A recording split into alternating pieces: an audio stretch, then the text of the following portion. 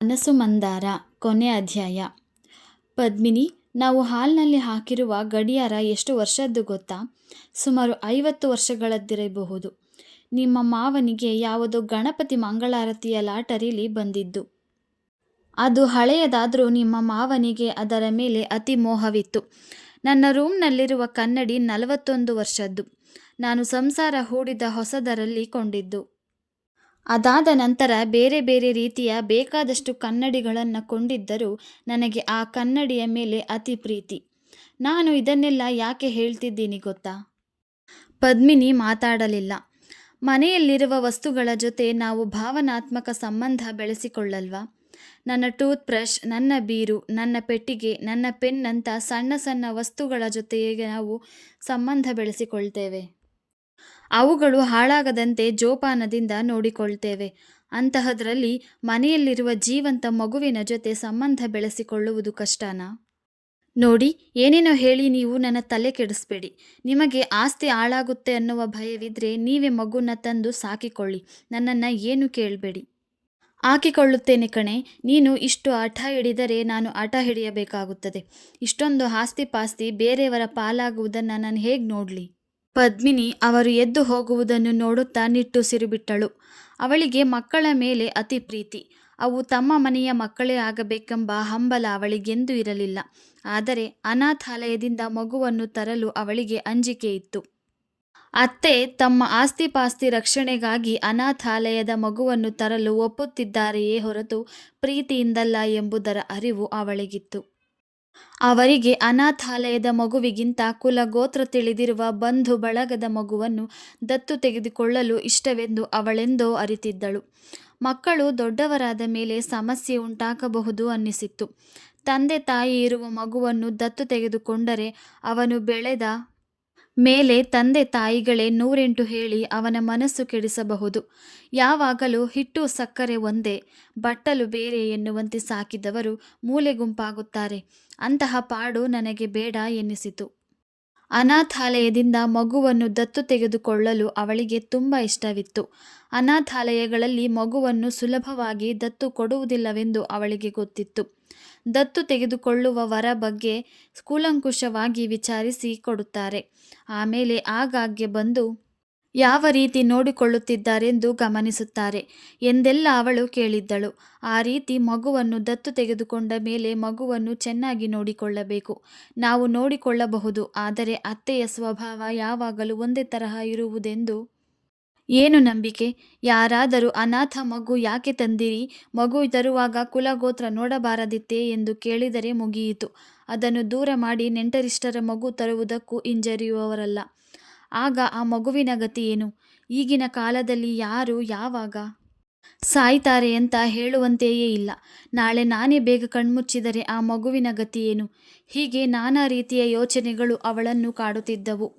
ಗಾಯತ್ರಿ ದೇವಿ ಮಗನಿಗೆ ಹೇಳಿದರು, ನಾನೊಂದು ಗಂಡು ಮಗುನ ದತ್ತು ತೆಗೆದುಕೊಳ್ಳುವುದು ಅಂತ ನಿಶ್ಚಯಿಸಿದ್ದೇನೆ. ಜಯನಗರದ ಪ್ರಖ್ಯಾತ ಸಂಸ್ಥೆ ಕಿರಣದ ವ್ಯವಸ್ಥಾಪಕರಿಗೆ ಹೇಳಿದ್ದೇನೆ. ಬೇರೆಯವರಿಗೆ ಮಗುನ ದತ್ತು ಕೊಡುವುದಕ್ಕೆ 1 ವರ್ಷ ತಗೋತಾರಂತೆ. ಆದರೆ ನನ್ನ ಪರಿಚಯ ಅವರಿಗೆ ಚೆನ್ನಾಗಿರುವುದರಿಂದ ಇನ್ನು 3-4 ತಿಂಗಳಲ್ಲೇ ಕೊಡ್ತಾರಂತೆ. ನೀನು ಪದ್ಮಿನಿನ ಒಪ್ಪಿಸು. ಸಾರಿ ಅಮ್ಮ, ನಿನಗಿಷ್ಟ ಬಂದರೆ ನೀನು ಮಗುನ ತಗೊಂಡು ಬಾ. ಪದ್ಮಿನಿ ಬೇಡ ಅಂದಿದ್ದನ್ನು ನಾನು ಮಾಡಲಾರೆ. ಅವಳನ್ನು ಯಾವ ಕಾರಣಕ್ಕೂ ಒತ್ತಾಯಿಸಲಾರೆ. ಸರಿಯಪ್ಪ, ನಿನ್ನಿಷ್ಟ ಎಂದರು ಗಾಯತ್ರಿ ದೇವಿ ಮುಖ ಊದಿಸಿಕೊಂಡು. 4 ತಿಂಗಳು ಕಳೆದವು. ಗಾಯತ್ರಿ ದೇವಿ ಆಗಾಗ್ಗೆ ಕಿರಣಕ್ಕೆ ಹೋಗಿ ಬರುತ್ತಿದ್ದರು. ಒಂದು ಶನಿವಾರ ಅವರು ಮಗನಿಗೆ ಹೇಳಿದರು, ನಾಳೆ ಬೆಳಗ್ಗೆ 11 ಗಂಟೆಗೆ ಕಿರಣದವರು 8 ತಿಂಗಳ ಗಂಡು ಮಗುನ ದತ್ತು ಕೊಡ್ತಿದ್ದಾರೆ. ನೀವಿಬ್ಬರು ನನ್ನ ಜೊತೆ ಬನ್ನಿ. ಪದ್ಮಿನಿ ಒಪ್ಪಲಿಲ್ಲ. ಆದರೆ ಗಾಯತ್ರಿ ದೇವಿ ತಮ್ಮ ಪಟ್ಟು ಬಿಡಲಿಲ್ಲ. ನಾನು ನನ್ನ ಹೆಸರಿನಲ್ಲೇ ಮಗುನ ದತ್ತು ತೆಗೆದುಕೊಳ್ತಿದ್ದೇನೆ. ನೀವಿಬ್ಬರೂ ನನ್ನ ಜೊತೆ ಬನ್ನಿ ಸಾಕು ಎಂದು ಹಠ ಹಿಡಿದರು. ಕೊನೆಗೆ ಪದ್ಮಿನಿ ಗಂಡನ ಒತ್ತಾಯಕ್ಕೆ ಹೊರಡಬೇಕಾಯಿತು. ಕಿರಣದಲ್ಲಿ ಗಾಯತ್ರಿ ದೇವಿ ಅಪ್ಲಿಕೇಶನ್ ಫಾರಂ ತುಂಬಿ ಮಗ ಸೊಸೆಯರ ಸಹಿ ಮಾಡಿಸಿಕೊಟ್ಟರು. ಅಲ್ಲಿ ಅತ್ತೆಯನ್ನು ಪ್ರತಿಭಟಿಸಲಾರದೆ ಪದ್ಮಿನಿ ಒದ್ದಾಡಿದಳು. ಒಂದು ಪಕ್ಷ ಮಗ ಸೊಸೆ ಅಕಾಲ ಮರಣಕ್ಕೆ ತುತ್ತಾದರೆ ತಾವು ಮಗುವನ್ನು ನೋಡಿಕೊಳ್ಳುವುದಾಗಿ ಮುಚ್ಚಳಿಕೆ ಬರೆದುಕೊಟ್ಟರು. ಮಗುವಿಗೆ ಪ್ರಜ್ವಲ್ ಅಂತ ನಾವೇ ಹೆಸರಿಟ್ಟಿದ್ದೇವೆ ಎಂದರು ವ್ಯವಸ್ಥಾಪಕರು. ಅಲ್ಲಿಯ ದಾದಿಯರು ಮಗುವನ್ನು ನೋಡಿಕೊಳ್ಳುವುದರ ಬಗ್ಗೆ, ಅದರ ಆಹಾರದ ಬಗ್ಗೆ ತಿಳುವಳಿಕೆ ನೀಡಿದರು. ನೀವು ಮಗುವನ್ನು ಚೆನ್ನಾಗಿ ನೋಡಿಕೊಳ್ಳುತ್ತೀರಾ ಎನ್ನುವ ನಂಬಿಕೆ ನಮಗೆ ಬಂದರೆ ಇನ್ನು 3 ತಿಂಗಳ ನಂತರ ನಾವು ಕೋರ್ಟ್ ಮೂಲಕ ನಿಮಗೆ ಮಗುವನ್ನು ವಹಿಸುತ್ತೇವೆ. ನಿಮ್ಮ ಹತ್ತಿರ ಮಗು ಚೆನ್ನಾಗಿ ಬೆಳೆಯುತ್ತಿಲ್ಲ ಅನಿಸಿದರೆ ನಾವು ಮಗುನ ವಾಪಸ್ ತೆಗೆದುಕೊಳ್ತೇವೆ. ಅವರು ಮಗು ತುಂಬ ಮುದ್ದಾಗಿತ್ತು. ಕೈ ತುಂಬಿಕೊಂಡು ದುಂಡು ದುಂಡಾಗಿತ್ತು. ಅದಕ್ಕೆ ಹಾಕಿದ್ದ ಗುಲಾಬಿ ಬಣ್ಣದ ಟೋಪಿ, ಸ್ವೆಟರ್, ಕಾಲುಚೀಲ ಅದರ ಹಾಲು ಬಣ್ಣಕ್ಕೆ ತುಂಬ ಚೆನ್ನಾಗಿ ಒಪ್ಪಿತ್ತು. ಗಾಯತ್ರಿ ದೇವಿಯ ಕೈಗೆ ಮಗು ಕೊಟ್ಟಾಗ ಅವರದನ್ನು ಎದೆಗೊತ್ತಿಕೊಂಡು ಮುದ್ದಿಸಿದರು. ನಂತರ ಪ್ರಮೋದ್ ಎತ್ತಿಕೊಂಡು ಕಾರು ಹತ್ತಿದ. ಅವರು ಮನೆಗೆ ಬರುವ ಹೊತ್ತಿಗೆ ಸಮಾಜದ 2 ಸ್ನೇಹಿತರು ಬಂದಿದ್ದರು. ಅವರು ಪದ್ಮಿನಿ, ಪ್ರಮೋದ್ರನ್ನು ನಿಲ್ಲಿಸಿ ಆರತಿ ಎತ್ತಿದರು. ಗಾಯತ್ರಿ ದೇವಿಯ ಆದೇಶದ ಮೇಲೆ ಅವರ ಕೋಣೆಯ ಪಕ್ಕದ ಕೋಣೆ ಮಗುವಿಗಾಗಿ ಸಿದ್ಧವಾಗಿತ್ತು. ಮಗುವಿಗಾಗಿ ತೊಟ್ಟಿಲು, ಬೇಬಿ ಕಾಟ್, 108 ಬಗೆಯ ಆಟದ ಸಾಮಾನುಗಳು ಅಲ್ಲಿದ್ದವು. ಮಗುವನ್ನು ನೋಡಿಕೊಳ್ಳಲು 12 ವರ್ಷದ ದೇವಿ ಎಂಬ ಹುಡುಗಿಯನ್ನು ಗೊತ್ತು ಮಾಡಿದ್ದರು. ಪ್ರಜ್ವಲ್ 8 ತಿಂಗಳ ಮಗು. ಬೋರಲು ಬಿದ್ದು ಮುಂದೆ ಹೋಗುತ್ತಿದ್ದ, ಕುಳಿತುಕೊಳ್ಳುತ್ತಿದ್ದ. ಆ ಆ ಎಂದು ಧ್ವನಿ ತೆಗೆಯುತ್ತಿದ್ದ. ಕೈಗೆ ಸಿಕ್ಕ ಸಾಮಾನು ಎಲ್ಲ ಕಡೆ ಎಸೆಯುತ್ತಿದ್ದ. ಕೊಂಚ ಆಧಾರ ಸಿಕ್ಕರೆ ಸಾಕು ಎದ್ದು ನಿಲ್ಲಲು ಪ್ರಯತ್ನಿಸುತ್ತಿದ್ದ. ಮಗು ಬಂದ ಮೇಲೆ ಗಾಯತ್ರಿ ದೇವಿಯು ಮಗುವಿನಂತಾದರು. ತಮ್ಮ ಮಂಚವನ್ನು ಮಗುವಿನ ಕೋಣೆಯಲ್ಲೇ ಹಾಕಿಸಿಕೊಂಡರು. ಬೆಳಗ್ಗೆ 5:30 ಗಂಟೆಗೆಲ್ಲ ಮಗು ಎದ್ದು ಬಿಡುತ್ತಿತ್ತು. ಗಾಯತ್ರಿ ದೇವಿ ತಾವೇ ಅದನ್ನು ಎತ್ತಿಕೊಂಡು ಸಂತೈಸುತ್ತಿದ್ದರು. ಮಗುವನ್ನು ತೊಡೆಯ ಮೇಲೆ ಮಲಗಿಸಿಕೊಂಡು ಹಾಡು ಹೇಳಿ ತಟ್ಟಿ ಮಲಗಿಸುತ್ತಿದ್ದರು. ಅದಕ್ಕೆ ಸ್ನಾನ ಮಾಡಿಸುವುದೇ ಒಂದು ಸಂಭ್ರಮದ ವಿಷಯವಾಗಿತ್ತು. ಅದಕ್ಕೋ ಸ್ನಾನವೆಂದರೆ ತುಂಬ ಇಷ್ಟ. ಒಂದು ದೊಡ್ಡ ಟಬ್ನಲ್ಲಿ ಅವನನ್ನು ಕೂರಿಸಿ ಸ್ನಾನ ಮಾಡಿಸುತ್ತಿದ್ದರು. ಅವನು ಕೇಕೆ ಹಾಕಿ ನಗುತ್ತಿದ್ದ. ಅವನ ನಗೆಯ ತರಂಗಗಳು ಪದ್ಮಿನಿಯ ಕಿವಿಗೆ ಬಿದ್ದು ಅವಳು ವರ್ಣಿಸಲಾಗದ ಭಾವನೆಗಳಿಂದ ಮೈಮರೆಯುತ್ತಿದ್ದಳು. ಇಷ್ಟಾದರೂ ಅವಳು ಮಗುವನ್ನು ಕೈಯಿಂದ ಮುಟ್ಟುತ್ತಿರಲಿಲ್ಲ. ಒಂದು ದಿನ ಬೆಳಗ್ಗೆ ಗಾಯತ್ರಿ ದೇವಿ ಸಮಾಜದ ಮೀಟಿಂಗಿಗೆ ಹೋಗಲೇಬೇಕಾಯಿತು. ಪ್ರಜ್ವಲ್ ಸ್ನಾನ ಮಾಡಿ ತೊಟ್ಟಿಲಲ್ಲಿ ಮಲಗಿದ್ದ. ಪದ್ಮಿನಿ, ಮಗುನ ಮಲಗಿಸಿದ್ದೇನೆ. ದೇವಿ ಅಲ್ಲೇ ಇದ್ದಾಳೆ. ನಿನ್ನ ಗಮನನೂ ಕೊಂಚ ಆ ಕಡೆ ಇರಲಿ. ಆಗಲಿ, ಹೋಗಿ ಬನ್ನಿ ಎಂದಳು ಪದ್ಮಿನಿ. ಅವನು ಅಕಸ್ಮಾತ್ ಎದ್ರೆ ಹಾಲು ನೀರು ಬೆರೆಸಿ ಕುಡಿಸಿಬಿಡು. ಪದ್ಮಿನಿ ಹೂ ಎಂದಳು. ಗಾಯತ್ರಿ ದೇವಿ ಹೋಗಿ ಅರ್ಧ ಗಂಟೆಯಾಗಿರಬಹುದು. ಮಗುವಿನ ಅಳು ಕೇಳಿಸಿತು. ಅವಳು ಗಡಿಬಿಡಿಯಿಂದ ರೂಮ್ಗೆ ಓಡಿದಳು. ಪ್ರಜ್ವಲ್ ಬಾಯಲ್ಲಿ ಬೆರಳಿಟ್ಟುಕೊಂಡು ಅಳುತ್ತಿದ್ದ. ದೇವಿ ಇರಲಿಲ್ಲ. ಯಾಕೋ, ಏನಾಯ್ತು? ಮನೆ ಹಾರಿ ಹೋಗುವಂತೆ ಅಳ್ತಿದ್ದೀಯಲ್ಲ ಎನ್ನುತ್ತಾ ಅವಳು ಮಗುವನ್ನು ಎತ್ತಿಕೊಂಡಳು. ಅವನು ಹಾಕಿದ್ದ ಬಟ್ಟೆ, ತೊಟ್ಟಿನಲ್ಲಿ ಹಾಸಿದ್ದ ಬಟ್ಟೆ ಎಲ್ಲವೂ ಒದ್ದೆಯಾಗಿತ್ತು. ಅಯ್ಯೋ ಪೆದ್ದ, ಬಟ್ಟೆಯನ್ನೆಲ್ಲ ಒದ್ದೆ ಮಾಡಿಕೊಂಡಿದ್ದೀಯಲ್ಲೋ ಎನ್ನುತ್ತಾ ಅವನ ಬಟ್ಟೆ ಬಿಚ್ಚಿ ಒರೆಸಿ ಪೌಡರ್ ಹಾಕಿ ಬೇರೆ ಬಟ್ಟೆ ಹಾಕಿದಳು. ನಂತರ ಹಾಲಿಗೆ ಬಿಸಿ ನೀರು, ಸಕ್ಕರೆ ಬೆರೆಸಿ ಅವನನ್ನು ತೊಡೆಯ ಮೇಲೆ ಮಲಗಿಸಿಕೊಂಡು ಕುಡಿಸಿದಳು. ಅವನು ಮೊದಲು ಅತ್ತರು, ನಂತರ ಕುಡಿದ. ಹೊಟ್ಟೆ ತುಂಬಿದ ಮೇಲೆ ಕೇಕೆ ಹಾಕಿದ. ಪದ್ಮಿನಿ ಅವನನ್ನೆತ್ತಿಕೊಂಡು ಮುದ್ದಿಸಿದಳು. ಅಷ್ಟರಲ್ಲಿ ದೇವಿ ಬಂದಳು. ಅವಳು ಬಂದ ಕೂಡಲೇ ಪದ್ಮಿನಿ ಮಗುನ ನೋಡಿಕೊಳ್ಳೆ ಎಂದು ಹೇಳಿ ಹಾಲ್ನಲ್ಲಿ ಪೇಪರ್ ಓದುತ್ತಾ ಕುಳಿತಳು. ಪ್ರಜ್ವಲ್ ಹಾಲ್ ತುಂಬ ಓಡಾಡಿದ. ಅವನು ಅಂಬೆಗಾಲಿಡುತ್ತಾ ಬಂದು ಸೀರೆ ಸೆರೆಗೆಳೆದಾಗ ಅವಳಿಗೆ ಸುಮ್ಮನೆ ಕೂರಲಾಗಲಿಲ್ಲ. ಅವನನ್ನು ಎತ್ತಿಕೊಂಡು ಮುದ್ದಿಸಿದಳು. ಅಡಿಗೆ ಮನೆಯಿಂದ ಇದನ್ನೆಲ್ಲ ನೋಡುತ್ತಿದ್ದ ಭಟ್ಟರು ಗಾಯತ್ರಿ ದೇವಿ ಬಂದೊಡನೆ ಎಲ್ಲವನ್ನು ವರದಿ ಒಪ್ಪಿಸಿದರು. ಅವರ ಮುಖ ಆನಂದದಿಂದ ಅರಳಿತು. ಅಂದಿನಿಂದ ಅವರು ಹೆಚ್ಚು ಹೆಚ್ಚು ಹೊರಗೆ ಹೋಗಿ ಬರಲು ಆರಂಭಿಸಿದರು. ಗಾಯತ್ರಿ ದೇವಿ ಇದ್ದಾಗ ಮಗುವಿನ ಬಳಿ ಸುಳಿಯದಿದ್ದ ಪದ್ಮಿನಿ ಅವರಿಲ್ಲದಿದ್ದಾಗ ತಾನೇ ಮಗುವನ್ನು ಹುಡುಕಿಕೊಂಡು ಹೋಗಿ ಎತ್ತಿಕೊಳ್ಳುತ್ತಿದ್ದಳು. ಒಮ್ಮೊಮ್ಮೆ ತಾನೇ ಸ್ನಾನ ಮಾಡಿಸಿ ಪೌಡರ್ ಹಾಕಿ ಅಲಂಕರಿಸುತ್ತಿದ್ದಳು. ಪ್ರಜ್ವಲ್ ನಿಲ್ಲಲು ಪ್ರಯತ್ನಿಸಿ ದೊಪ್ಪೆಂದು ನೆಲದ ಮೇಲೆ ಕೂರುತ್ತಿದ್ದ. ಮನೆ ತುಂಬ ಓಡಾಡುತ್ತಿದ್ದ. ಫೆರೆಕ್ಸ್ ಕಂಡೊಡನೆ ಕುಣಿಯುತ್ತಿದ್ದ. ಗಾಯತ್ರಿ ದೇವಿ ತಾವೇ ಅವನಿಗೆ ಫೆರೆಕ್ಸ್ ತಿನ್ನಿಸುತ್ತಿದ್ದರು. ಅವನು ಕೈಕಾಲು ಬಡಿದು ತನ್ನ ಬಾಲ ಭಾಷೆಯಲ್ಲಿ ಆ ಊ ಎನ್ನುತ್ತಿದ್ದ. ಅವರಿಲ್ಲದ ಸಮಯವನ್ನು ಜಾತಕ ಪಕ್ಷಿಯಂತೆ ಕಾಯುತ್ತಿದ್ದ ಪದ್ಮಿನಿ ಮಗುವನ್ನೆತ್ತಿಕೊಂಡು ಮನೆಯಲ್ಲೆಲ್ಲ ಓಡಾಡಿಕೊಂಡು ಊಟ ಮಾಡಿಸುತ್ತಿದ್ದಳು. ಕ್ರಮೇಣ ಪದ್ಮಿನಿಯ ಅಭ್ಯಾಸ ಮಾಡಿಕೊಂಡ ಪ್ರಜ್ವಲ್ ಅವಳನ್ನು ನೋಡಿದರೆ ಕುಣಿಯುತ್ತಿದ್ದ. ಗುರುತಿಸಿ ಕೂಗುತ್ತಿದ್ದ. ಗಾಯತ್ರಿ ದೇವಿ ಎತ್ತಿಕೊಂಡಿದ್ದಾಗ ಅವಳು ಎದುರಿಗೆ ಬಂದರೆ ಎತ್ತಿಕೋ ಎನ್ನುವಂತೆ ಹಾರುತ್ತಿದ್ದ. ಪ್ರಮೋದ್ ಹೆಚ್ಚು ಕಾಲ ಮನೆಯಲ್ಲಿರದಿದ್ದರೂ ಇರುವಾಗ ಮಗುವಿನ ಬಳಿ ಬಂದು ಅದನ್ನು ಮಾತನಾಡಿಸುತ್ತಿದ್ದ. ಇತ್ತೀಚೆಗೆ ಅವನಿಗೆ ಮಗುವನ್ನು ಎತ್ತಿಕೊಳ್ಳುವುದು ಅಭ್ಯಾಸವಾಗಿತ್ತು. ಬೇಗ ಮನೆಗೆ ಬಂದ ದಿನ ಎತ್ತಿಕೊಂಡು ಹೊರಗೆ ಕರೆದೊಯ್ಯುತ್ತಿದ್ದ. ಒಮ್ಮೊಮ್ಮೆ ಬೆಳಗಿನ ಹೊತ್ತು ಕಾರ್ನಲ್ಲಿ ದೇವಿಯ ಜೊತೆ ಮಗುವನ್ನು ಕೂಡಿಸಿಕೊಂಡು ಒಂದು ರೌಂಡ್ ಕರೆದೊಯ್ಯುತ್ತಿದ್ದ. ಪ್ರಜ್ವಲ್ ಕಾರನ್ನು ನೋಡಿದರೆ ಕುಣಿಯುತ್ತಿದ್ದ. ಪದ್ಮಿನಿ ಬೆಳಗಿನ ಹೊತ್ತು ಹೊರಗೆ ಹೋಗುವುದನ್ನು ಸಂಪೂರ್ಣವಾಗಿ ನಿಲ್ಲಿಸಿದಳು.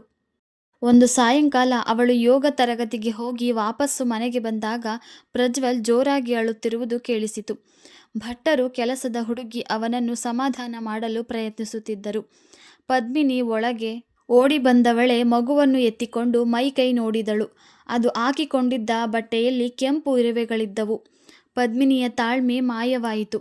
ಅತ್ತೆಯಲ್ಲಿ ಅವರಿಗೆ ಸಮಾಜದಿಂದ ಫೋನ್ ಬಂದಿತ್ತು, ಅದಕ್ಕೆ ಹೋದರು. ಅವಳು ಮಗುವಿನ ಬಟ್ಟೆ ಬದಲಾಯಿಸಿ ಮೈ ಕೈಗೆ ಪೌಡರ್ ಹಾಕಿದಳು. ಅದಕ್ಕೆ ಹಾಲು ಕುಡಿಸಿ ಬಿಸ್ಕಸ್ ತಿನ್ನಿಸಿದಳು. ತೊಟ್ಟಿಲು ಕ್ಲೀನ್ ಮಾಡು, ಹಾಸಿಗೆ ಕೊಡವಿ ಹಾಕು, ನಾಳೆ ತೊಟ್ಟಿಲನ್ನು ಬಿಸಿಲಲ್ಲಿಡು, ಇರುವೆ ಹೋಗುತ್ತೆ ಎಂದರು ಭಟ್ಟರು. ಗಾಯತ್ರಿ ದೇವಿ ಎಷ್ಟು ಹೊತ್ತಾದರೂ ಮನೆಗೆ ಬರಲಿಲ್ಲ. ಪದ್ಮಿನಿ ತಾನೇ ಅದಕ್ಕೆ ಊಟ ಮಾಡಿಸಿದಳು. ಅವನು ಅವಳ ತೊಡೆಯ ಮೇಲೆ ಮಲಗಿ ಕೈಕಾಲು ಬಡಿಯುತ್ತಾ ನೀರು ಕುಡಿದ. ಅವಳು ಅವನನ್ನು ತೊಡೆಯ ಮೇಲೆ ಮಲಗಿಸಿಕೊಂಡು ತಟ್ಟಿದಳು. ಅವನಿಗೆ ಹಾಡು ಹೇಳದೆ ನಿದ್ರೆ ಬರಲ್ಲಮ್ಮ, ಅಮ್ಮವರು ದಿನ ಹಾಡು ಹೇಳ್ತಾರೆ ಎಂದರು ಭಟ್ಟರು. ಪದ್ಮಿನಿ ಮಗುವನ್ನು ತನ್ನ ಕೋಣೆಯಲ್ಲಿ ಮಲಗಿಸಿ ತಟ್ಟುತ್ತಾ ಹಾಡಿದಳು. ಅವನು ಗಲಾಟೆ ಇಲ್ಲದೆ ಮಲಗಿದ. ಅವನ ಪಕ್ಕ ಮಲಗಿದ್ದ ಪದ್ಮಿನಿಗೆ ನಿದ್ದೆ ಬಂದಂತಾಯಿತು. 9 ಗಂಟೆಯ ಹೊತ್ತಿಗೆ ಬಂದ ಪ್ರಮೋದ್ ರೂಮು ಪ್ರವೇಶಿಸಿದನು. ಅಲ್ಲಿಯ ಅಪೂರ್ವ ದೃಶ್ಯವನ್ನು ನೋಡಿ ಬಾಗಿಲಲ್ಲೇ ನಿಂತನು. ಪದ್ಮಿನಿಯ ಮುಖದಲ್ಲಿ ಅವನು ಹಿಂದೆಂದೂ ಕಾಣದ ನೆಮ್ಮದಿ ಇತ್ತು. ಅವನು ಬಟ್ಟೆ ಬದಲಾಯಿಸಿ ಸದ್ದು ಮಾಡದೆ ಕೆಳಗೆ ಬಂದಾಗ ಭಟ್ಟರು ಗಾಯತ್ರಿ ದೇವಿಯ ಬಳಿ ಸಾಯಂಕಾಲ ಪದ್ಮಿನಿ ಮಗುವನ್ನು ನೋಡಿಕೊಂಡಿದ್ದನ್ನು ವರ್ಣಿಸುತ್ತಿದ್ದರು. ಪ್ರಜ್ವಲ್ಗೆ 10 ತಿಂಗಳು ತುಂಬಿತ್ತು. ಗಾಯತ್ರಿ ದೇವಿಗೆ ಅವನ ವರ್ಷದ ಹುಟ್ಟಿದ ಹಬ್ಬವನ್ನು ವಿಜೃಂಭಣೆಯಿಂದ ಮಾಡಬೇಕೆನ್ನುವ ಆಸೆ ಇತ್ತು. ಆದರೆ ಪದ್ಮಿನಿ ಏನನ್ನುವಳೋ. ಅವಳು ಒಪ್ಪಿದರೆ ಪ್ರಮೋದ್ನನ್ನು ಒಪ್ಪಿಸುವುದು ಕಷ್ಟವಾಗಲಾರದು ಎನ್ನಿಸಿತ್ತು. ಪ್ರಜ್ವಲ್ ಈಗ ಅಮ್ಮ ಅಕ್ಕ ಎನ್ನುತ್ತಿದ್ದ. ಪದ್ಮಿನಿಯನ್ನು ಅಮ್ಮ ಎನ್ನುತ್ತಿದ್ದ. ಗಾಯತ್ರಿ ದೇವಿ ಪದ್ಮಿನಿಯನ್ನು ತೋರಿಸಿ ಅಮ್ಮ ಎಂದು ಹೇಳಿಕೊಡುತ್ತಿದ್ದರು. ಅವನು ಗಾಯತ್ರಿ ದೇವಿಯನ್ನು ಅಮ್ಮ ಎನ್ನುತ್ತಿದ್ದ. ಪದ್ಮಿನಿಯನ್ನು ಅಮ್ಮ ಎನ್ನುತ್ತಿದ್ದ. ಪದ್ಮಿನಿ ಮೊದಲ ದಿನ ಅವನು ತನ್ನನ್ನು ಅಮ್ಮ ಎಂದು ಕರೆದಾಗ ಆನಂದದಲ್ಲಿ ಮುಳುಗಿ ಹೋಗಿದ್ದಳು. ಅವಳೆದೆಯ ಹರ್ಷದಿಂದ ಬೀರಿದಿತ್ತು. ತಾಯ್ತನದ ವಾತ್ಸಲ್ಯ ಹುಕ್ಕಿ ಹರಿದಿತ್ತು. ಮಗುವನ್ನೆತ್ತಿಕೊಂಡು ಹುಚ್ಚಿಯಂತೆ ಮುದ್ದಿಸಿದ್ದಳು. ಆದರೆ ಗಾಯತ್ರಿ ದೇವಿ ಮನೆಯಲ್ಲಿದ್ದಾಗ ಮಾತ್ರ ಅವಳು ಮಗುವನ್ನು ಕೈಯಿಂದಲೂ ಮುಟ್ಟುತ್ತಿರಲಿಲ್ಲ. ಒಂದು ದಿನ ಅರ್ಧರಾತ್ರಿಯಲ್ಲಿ ಮಗು ಎದ್ದು ಅಳತೊಡಗಿತ್ತು. ಗಾಯತ್ರಿ ದೇವಿ ಮಗನನ್ನು ಕೂಗಿದರು. ಪ್ರಮೋದ್, ಪದ್ಮಿನಿ ಇಬ್ಬರು ಆತಂಕದಿಂದ ರೂಮು ಪ್ರವೇಶಿಸಿದರು. ಮಗುವಿಗೆ ಕೆಂಡಾಮಂಡಲ ಜ್ವರವಿತ್ತು. ಪಮ್ಮಿ, ಮಗುನ ಎತ್ಕೋ, ಶೆಣೈ ಮನೆಗೆ ಹೋಗಿ ಬರೋಣ. ಡಾಕ್ಟರ್ ಶೆಣೈ ಮನೆಗೆ ಫೋನ್ ಮಾಡಿ ಅವರು ಮಗುವನ್ನೆತ್ತಿಕೊಂಡು ಅವರ ಮನೆಗೆ ಹೋದರು. ಡಾಕ್ಟರ್ ಪರೀಕ್ಷಿಸಿ ಗಂಟಲಿಗೆ ಇನ್ಫೆಕ್ಷನ್ ಆಗಿದೆ, ಆದ್ದರಿಂದ ಜ್ವರ ಬಂದಿದೆ, ನೀವು ಮಗುನ ಅಡ್ಮಿಟ್ ಮಾಡಿ ಎಂದರು. ಮಗುವನ್ನು ಅಡ್ಮಿಟ್ ಮಾಡುವುದು ಅನಿವಾರ್ಯವಾಯಿತು. ಪ್ರಜ್ವಲ್ 1 ವಾರ ಆ ನರ್ಸಿಂಗ್ ಹೋಮ್ನಲ್ಲಿ ಇರಬೇಕಾಯಿತು. ಮಗುವಿಗೆ ಜ್ವರ ಕಡಿಮೆಯಾದರೂ ತುಂಬ ಸುಸ್ತಿತ್ತು. ಡ್ರಿಪ್ಸ್ ಹಾಕಲೇಬೇಕಾಯಿತು. ಜ್ವರ ಬಿಟ್ಟ ಮೇಲೆ ಮಗುವಿನ ಚಂಡಿ ಹೆಚ್ಚಾಗಿತ್ತು. ಯಾವಾಗಲೂ ಯಾರಾದರೂ ತನ್ನನ್ನು ಎತ್ತಿಕೊಂಡಿರಬೇಕೆಂದು ಬಯಸುತ್ತಿತ್ತು. ಪದ್ಮಿನಿ ನರ್ಸಿಂಗ್ ಹೋಮ್ನಲ್ಲಿ ಹಗಲು ರಾತ್ರಿ ಇದ್ದು ನೋಡಿಕೊಂಡಳು. ಮಗು ಅವಳನ್ನು ತುಂಬ ಹಚ್ಚಿಕೊಂಡು ಬಿಟ್ಟಿತು. ಅದು ಬದುಕಿ ಬಂದಾಗ ಎಲ್ಲರೂ ಸಮಾಧಾನದ ನಿಟ್ಟುಸಿರು ಬಿಟ್ಟರು. ಪ್ರಜ್ವಲ್ ನರ್ಸಿಂಗ್ ಹೋಮ್ನಿಂದ ಡಿಸ್ಚಾರ್ಜ್ ಆಗಿ ಬಂದು 1 ವಾರವಾಗಿತ್ತು. ಒಂದು ದಿನ ಬೆಳಗ್ಗೆ ಸ್ನಾನ ಮುಗಿಸಿಕೊಂಡು ಹೊರಗೆ ಬಂದ ಗಾಯತ್ರಿ ದೇವಿ ದೇವರ ಮನೆ ಹೊಕ್ಕರು. 2 ನಿಮಿಷ ಕಳೆದಿರಬಹುದು. ಅವರು ಜೋರಾಗಿ ಕೂಗಿದ್ದು ಕೇಳಿಸಿತು. ತಿಂಡಿ ತಿನ್ನುತ್ತಿದ್ದ ಪ್ರಮೋದ್, ಅಡಿಗೆ ಮನೆಯಲ್ಲಿದ್ದ ಪದ್ಮಿನಿ ದೇವರ ಮನೆಗೆ ಧಾವಿಸಿದರು. ಗಾಯತ್ರಿ ದೇವಿ ಕೆಳಗೆ ಉರುಳಿ ಬಿದ್ದಿದ್ದರು. ಅವರ ಬಾಯಿ ಸೊಟ್ಟಗಾಗಿತ್ತು. ಭಟ್ಟರ ಸಹಾಯದಿಂದ ಅವರನ್ನು ಮಂಚದ ಮೇಲೆ ಮಲಗಿಸಲಾಯಿತು. ಫ್ಯಾಮಿಲಿ ಡಾಕ್ಟರ್ ನಟರಾಜ್ ಬಂದು ಅವರಿಗೆ ಸ್ಟ್ರೋಕ್ ಆಗಿದೆ ಎಂದು ಅವರನ್ನು ಹತ್ತಿರದಲ್ಲೇ ಇದ್ದ ನರ್ಸಿಂಗ್ ಹೋಮ್ಗೆ ಸೇರಿಸಿದರು. ಪದ್ಮಿನಿಯ ಕೆಲಸದ ಹೊರೆ ಹೆಚ್ಚಾಯಿತು. ಪದ್ಮಿನಿ ಮಗುವನ್ನು ನೋಡಿಕೊಳ್ಳಲೇಬೇಕಾಯಿತು. ಪ್ರಮೋದ್ ಬೆಳಗ್ಗೆ 6 ಗಂಟೆಗೆ ಹೋಗಿ ತಾಯಿಗೆ ಕಾಫಿ ಕೊಟ್ಟು ಬರುತ್ತಿದ್ದ. ಪದ್ಮಿನಿ ಮಗುವಿಗೆ ಸ್ನಾನ ಮಾಡಿಸಿ ಫೆರೆಕ್ಸ್ ತಿನ್ನಿಸಿ ದೇವಿಯ ಕೈಗೆ ಕೊಟ್ಟು ನರ್ಸಿಂಗ್ ಹೋಮ್ಗೆ ಹೋಗಿ ತಿಂಡಿ ತಿನ್ನಿಸಿ ಬರುತ್ತಿದ್ದಳು. ಅವಳು 12ಕ್ಕೆ ಬಂದು ಮಗುವಿಗೆ ಊಟ ಮಾಡಿಸಿ ಮಲಗಿಸಿ ಗಾಯತ್ರಿ ದೇವಿಗೆ ಊಟ ಕೊಟ್ಟು 2 ಗಂಟೆಗೆ ಬರುತ್ತಿದ್ದಳು. ಆ ವೇಳೆಗೆ ಪ್ರಜ್ವಲ್ ಮಲಗಿರುತ್ತಿದ್ದ. 4 ಗಂಟೆಗೆ ಭಟ್ಟರು ಕಾಫಿ ತೆಗೆದುಕೊಂಡು ಹೋಗುತ್ತಿದ್ದರು. ರಾತ್ರಿ ಪ್ರಮೋದ್ ತಾಯಿಗೆ ಊಟ ತೆಗೆದುಕೊಂಡು ಹೋಗುತ್ತಿದ್ದ. ಮುನಿಯಮ್ಮ ಮಧ್ಯಾಹ್ನ 2 ಗಂಟೆಯಿಂದ ಬೆಳಗ್ಗೆ 7 ಗಂಟೆಯವರೆಗೆ ನರ್ಸಿಂಗ್ ಹೋಮ್ನಲ್ಲಿರುತ್ತಿದ್ದಳು. ಈ ಅವಧಿಯಲ್ಲಿ ಪ್ರಜ್ವಲ್ ದಂಪತಿಗಳಿಗೆ ಚೆನ್ನಾಗಿ ಹೊಂದಿಕೊಂಡ. ಅವರ ಬಳಿಯೇ ಮಲಗುತ್ತಿದ್ದ. ಬೆಳಗಿನ ಜಾವ ಎದ್ದು ಗಲಾಟೆ ಮಾಡುತ್ತಿದ್ದ. ಪದ್ಮಿನಿ ಎದ್ದು ಗಂಡನನ್ನು ಎಬ್ಬಿಸುತ್ತಿದ್ದಳು. ಸಾಯಂಕಾಲದ ಹೊತ್ತು ಅವಳು ಅವನನ್ನೆತ್ತಿಕೊಂಡು ಮನೆಯ ಸುತ್ತ ಸುತ್ತಾಡುತ್ತಿದ್ದಳು. ಗಂಡ ಬಂದೊಡನೆ, "ಈ ಇವತ್ತು ನಮ್ಮ ಪ್ರಜ್ವಲ್ ಏನ್ ಮಾಡಿದ ಗೊತ್ತಾ" ಎಂದು ವರದಿ ಒಪ್ಪಿಸುತ್ತಿದ್ದಳು. ಅವಳಿಗೆ ಅವನ ಬಾಲಲೀಲೆಗಳನ್ನು ವರ್ಣಿಸಲು ಎಷ್ಟು ಉತ್ಸಾಹವಿರುತ್ತಿತ್ತೋ ಅವುಗಳನ್ನು ಕೇಳಲು ಪ್ರಮೋದ್ಗೂ ಅಷ್ಟೇ ಉತ್ಸಾಹವಿರುತ್ತಿತ್ತು. 1 ತಿಂಗಳ ನಂತರ ಗಾಯತ್ರಿ ದೇವಿಯನ್ನು ಮನೆಗೆ ಕಳುಹಿಸಿದರು. ಅವರ ಮಾತು ತೊದಲುತ್ತಿತ್ತು. ಕೋಲು ಹಿಡಿದು ಓಡಾಡುತ್ತಿದ್ದರು. ಅತ್ತೆ ಮನೆಗೆ ಬಂದೊಡನೆ ಪದ್ಮಿನಿ ಮಗುವನ್ನು ದೂರ ಮಾಡಿದಳು. ಅವಳು ಎತ್ತಿಕೊಳ್ಳದಿದ್ದರೆ ರಗಳೆ ಮಾಡುತ್ತಿದ್ದ. ಒಂದು ದಿನ ಅವಳು ದೇವಿಗೆ, "ಮಗುನ್ನ ಆ ಕಡೆ ಕರೆದುಕೊಂಡು ಹೋಗು, ನಿನ್ನನ್ನು ಯಾಕೆ ಇಟ್ಕೊಂಡಿರೋದು" ಎಂದು ಗದರಿಸುತ್ತಿರುವುದು ಗಾಯತ್ರಿ ದೇವಿಯ ಕಿವಿಗೆ ಬಿತ್ತು. ಆ ದಿನ ಭಟ್ಟರು ಕೆಲಸಕ್ಕೆ ಬಂದಿರಲಿಲ್ಲ. ಪದ್ಮಿನಿಯೇ ಅಡಿಗೆ ತಿಂಡಿ ಮಾಡಿ ಅತ್ತೆಗೆ ಸ್ನಾನ ಮಾಡಿಸಿ ತಿಂಡಿ ಕೊಟ್ಟು ಔಷಧ ಕೊಟ್ಟು 1 ಗಳಿಗೆ ಕುಳಿತು ಸುಧಾರಿಸಿಕೊಳ್ಳುತ್ತಿದ್ದಾಗ ಪ್ರಜ್ವಲ್ ಹಠ ತೆಗೆದಿದ್ದ. ತಿಂಡಿಯನ್ನು ತಿನ್ನದೆ ಒಂದೇ ಸಮನೆ ಕೆಲಸ ಮಾಡಿದ್ದ ಪದ್ಮಿನಿಗೆ ಸಹಜವಾಗಿ ರೇಗಿತ್ತು. ಸೊಸೆಯ ಗದರುವಿಕೆ ಕೇಳಿದ್ದ ಗಾಯತ್ರಿ ದೇವಿಗೆ ತಮ್ಮ ಕನಸೆಲ್ಲ ಚೂರಾದಂತೆ ಭಾಸವಾಯಿತು. ತಮ್ಮ ಮಗ ಸೊಸೆಯರಿಗೆ ಮಗುವಿನ ದತ್ತು ಸ್ವೀಕಾರ ಮಾಡಿಕೊಂಡು ವರ್ಷದ ಹುಟ್ಟುಹಬ್ಬ ಆಚರಿಸಬೇಕೆಂದುಕೊಂಡಿದ್ದರು. ಆದರೆ ಸೊಸೆಯ ಮಾತು ಕೇಳಿ ಅವರ ಮನಸ್ಸಿಗೆ ಆಘಾತವಾಯಿತು. ಒಂದು ವೇಳೆ ತಮಗೇನಾದರೂ ಆದರೆ ಪದ್ಮಿನಿ ಮಗುವನ್ನು ನೋಡಿಕೊಳ್ಳುತ್ತಾಳೋ ಇಲ್ಲವೋ ಎಂಬ ಅನುಮಾನವೂ ಮೂಡಿತು. ಅನಾಥಾಲಯದಲ್ಲಿ ಆರಾಮವಾಗಿರುತ್ತಿದ್ದ ಮಗುವನ್ನು ಕರೆತಂದು ನಾನು ತಪ್ಪು ಮಾಡಿದನೇನೋ ಅನ್ನಿಸಿತು. ಅವರು ಅಂದು ರಾತ್ರಿ ಪ್ರಮೋದ್ಗೆ ಹೇಳಿದರು, "ಪ್ರಮೋದ್, ಊಟವಾದ ಮೇಲೆ ನೀನು ನನ್ನ ರೂಮ್ಗೆ ಬಾ, ನಾನು ನಿನ್ನ ಜೊತೆ ಮಾತಾಡಬೇಕು." ಪ್ರಮೋದ್ ಆಶ್ಚರ್ಯದಿಂದ ಅವರತ್ತ ನೋಡಿದ. "ಅಂತಹ ವಿಷಯ ಏನಮ್ಮ?" "ನೀನು ಊಟ ಮುಗಿಸು, ಹೇಳ್ತೀನಿ." ಅವನು ಊಟ ಮುಗಿಸಿ ತಾಯಿಯ ಕೋಣೆ ಪ್ರವೇಶಿಸಿದ. "ಪ್ರಮೋದ್, ನಾನು ಈ ಇಳಿ ವಯಸ್ಸಿನಲ್ಲಿ ಮಗುವನ್ನು ದತ್ತು ತೆಗೆದುಕೊಂಡಿದ್ದು ನನಗಾಗಿಯಲ್ಲ, ನಿಮಗಾಗಿ. ನನಗದು ಗೊತ್ತಮ್ಮ. ಮಗು ಮನೆಯಲ್ಲೇ ಇದ್ದರೆ ಪದ್ಮಿನಿಯ ಮನಸ್ಸು ಬದಲಾಗಬಹುದೇನೋ ಎಂಬ ಆಸೆ ನನಗಿತ್ತು. ಅವಳು ಮಗುವನ್ನು ನೋಡಿಕೊಳ್ತಾಳೆ, ಅದರ ಬೇಕು ಬೇಡ ಗಮನಿಸ್ತಾಳೆ ಅಂತ ನನಗೆ ತುಂಬ ಸಂತೋಷವಾಗಿತ್ತು. ಆದರೆ ಈಗ ಆ ಸಂತೋಷ ಉಳಿದಿಲ್ಲ." "ಯಾಕಮ್ಮ ಹಾಗಂತೀಯ?" "ಅವಳಿಗೆ ಆ ಮಗು ನನ್ನದು ಅನ್ನುವ ಭಾವನೆನೇ ಬಂದಿಲ್ಲ ಅನಿಸುತ್ತೆ. ಒಂದೊಂದು ಸಲ ಮಗುವನ್ನು ಹುಚ್ಚಿಯಂತೆ ಮುದ್ದಿಸ್ತಾಳೆ. ಕೆಲವು ಸಲ ಅದು ಅಲ್ಲಿದ್ದರೂ ಕಿವಿಗೂ ಬೀಳದವಳಂತೆ ಕುಳಿತಿದ್ದಾಳೆ. ಅವನು ಅವಳನ್ನು ನೋಡಿದ್ರೆ ಅಮ್ಮ ಅಂತ ಕುಣಿತಾನೆ. ಎಷ್ಟೋ ಸಲ ನನಗೆ ನಾನು ಕಣ್ಮುಚ್ಚಿದರೆ ಮಗುವಿನ ಗತಿಯೇನು ಅನಿಸುತ್ತೆ." "ನೀನು ತಪ್ಪು ತಿಳಿದಿದ್ದೀಯಮ್ಮ. ಪದ್ಮಿನಿಗೆ ಮಗುನ ಕಂಡರೆ ತುಂಬ ಪ್ರೀತಿ ಇದೆ. ಮುದ್ದಾದ ಮಕ್ಕಳನ್ನು ಇಷ್ಟಪಟ್ಟು ಎತ್ತಿಕೊಂಡು ಮುದ್ದಿಸುವುದಕ್ಕೂ ತಾಯಿಯಾಗಿ ಒಂದು ಮಗುವಿನ ಜವಾಬ್ದಾರಿ ತೆಗೆದುಕೊಳ್ಳುವುದಕ್ಕೂ ತುಂಬ ವ್ಯತ್ಯಾಸವಿದೆ. ತಾಯಿನೇ ತಂದೆಗಿಂತ ಮುಖ್ಯ ಕಣೋ. ಒಂದು ಸಂಸಾರದಲ್ಲಿ ತಂದೆ ಕಣ್ಮುಚ್ಚಿದರೂ ತಾಯಿ ತಂದೆ ಇಬ್ಬರ ಹೊಣೆಯನ್ನು ಹೊತ್ತಿಕೊಂಡು ಸಂಸಾರ ನಿರ್ವಹಿಸಿಕೊಂಡು ಮಕ್ಕಳಿಗೆ ದಾರಿ ತೋರಿಸ್ತಾಳೆ. ಆದರೆ ಗಂಡಸರು ಹೆಂಡತಿ ಸತ್ತು ಹೋದರೆ ಧೈರ್ಯ ಕಳೆದುಕೊಂಡು ಮಕ್ಕಳನ್ನು ಅನಾಥರನ್ನಾಗಿ ಮಾಡ್ತಾರೆ. ಇಲ್ಲ, ಮಕ್ಕಳನ್ನು ನೋಡಿಕೊಳ್ಳಕ್ಕಾಗಲ್ಲ ಅನ್ನುವ ನೆಪ ಒಡ್ಡಿ ಇನ್ನೊಂದು ಮದುವೆ ಮಾಡಿ ಕೊಂಡು ಬಿಡುತ್ತಾರೆ." "ಅಮ್ಮ, ನೀನು ಪದ್ಮಿನಿನ ಅರ್ಥ ಮಾಡಿಕೊಂಡಿಲ್ಲ. ಅವಳಿಗೆ ಖಂಡಿತ ಪ್ರಜ್ವಲ್ ಮೇಲೆ ಪ್ರೀತಿ ಇದೆ. ನನಗೆ ಹಾಗೆ ತೋರುತ್ತಿಲ್ಲ. ನನಗ್ಯಾಕೋ ಹೆಚ್ಚು ಕಾಲ ಇತ್ತೀಚೆಗೆ ನಾನು ಬದುಕಲ್ಲ ಅನ್ನಿಸ್ತಿದೆ. ನಾನಿರುವಾಗಲೇ ಮಗುವಿಗೊಂದು ವ್ಯವಸ್ಥೆ ಮಾಡಬೇಕು." "ನೀನು ಚಿಂತೆ ಮಾಡಬೇಡಮ್ಮ, ನಾನು ಮಗುನ ನೋಡ್ಕೊಳ್ತೇನೆ." "ನೀನು ನೋಡಿಕೊಳ್ತೀನಿ ಅಂತ ಅನ್ನಬಹುದು. ಆದರೆ ಪದ್ಮಿನಿ ಒಪ್ಪದೇ ಇರಬಹುದು. ನೀನು ಕೆಲಸಕ್ಕೆ ಹೋಗದೆ ಮನೆಯಲ್ಲೇ ಕುಳಿತಿರಲು ಸಾಧ್ಯನಾ? ಅದು ಅಲ್ಲದೆ ಮಗುವಿನ ಕಾರಣದಿಂದ ನಿಮ್ಮಿಬ್ಬರ ನಡುವೆ ಮನಸ್ತಾಪ ಬರುವುದು ನನಗಿಷ್ಟವಿಲ್ಲ. ಮಗುನ ದತ್ತು ಅಂತ ತಂದಿದ್ರು ಅದನ್ನು ನಮಗಿನ್ನೂ ಕೋರ್ಟ್ ಮೂಲಕ ಕೊಟ್ಟಿಲ್ಲ. ನೀನು ಮಗುನ ಅನಾಥಾಲಯಕ್ಕೆ ವಾಪಸ್ಸು ಮಾಡಿಬಿಡು. ನಾನಿವತ್ತೇ ಫೋನ್ ಮಾಡೋಣ ಅಂತಿದ್ದೆ. ನಿನಗೆ ತಿಳಿಸಿ ಅವರಿಗೆ ಫೋನ್ ಮಾಡೋಣ ಅಂತ ಸುಮ್ಮನಾದೆ." ಪ್ರಮೋದ್ ಮಾತಾಡಲಿಲ್ಲ.